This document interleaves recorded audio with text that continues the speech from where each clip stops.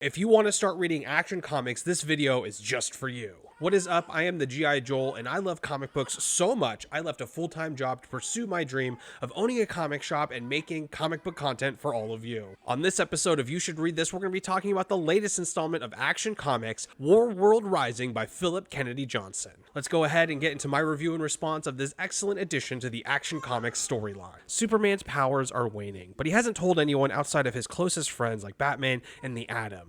And so far, the power loss is really only noticeable to Superman, but the numbers do not lie. Kal-El then receives a signal of ships entering Earth's atmosphere, ships from Warworld. Superman goes to intercept the possible threat and discovers trapped slaves inside the ship. These prisoners are speaking an ancient Kryptonian dialect, but even more alarming, they have the symbol of House El branded on them. After rescuing the prisoners, Lois Lane discovers that they are Philosians, descendants from a Kryptonian colony of scientists that were exiled thousands of years ago. There is no record of what happened to them after leaving Krypton, but it appears that they have been captured and enslaved to fight in Warworld. This leads Kal-El to an impasse. He knows that he has Kryptonian kin enslaved on Warworld, but do they really want to be saved? Is it even his responsibility as Superman? Superman's decision is then forced after a conflict between the Atlanteans and humans. Superman intervenes and for all accounts and purposes does what appears to be the right thing, but due to the tensions, he is asked to leave the Justice League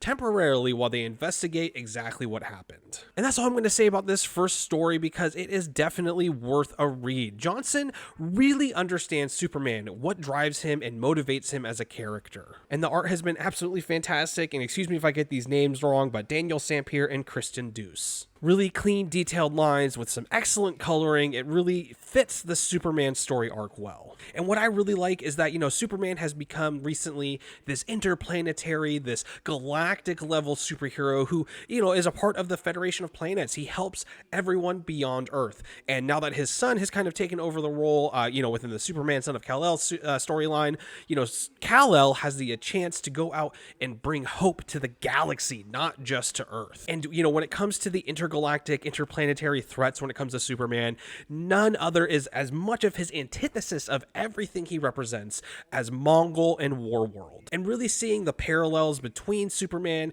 and Warworld and just kind of how everything is there versus how everything that Superman believes in is opposed by just this planet's existence, just by their way of law, by the way that they do things. Everything that is the opposite of Superman is embodied in Warworld. And if you're looking to get into Action Comics, this is an excellent entry point. You don't really need to read anything beforehand. If you know Superman's origin, you are good to go, and most of us at this point probably know it fairly well. And this is a perfect entry point for the current run of Action Comics. This first graphic novel here collects issues 1030 through 1035. In the comments, let me know, are you looking forward to reading Warworld Rising? Have you read it? Do you want to? What are your thoughts? I would love for a chance to talk comics with you just a little bit more. As always, be sure to drop a like, subscribe, follow to join the G.I. Joel Nation, and I'll see you at the next video.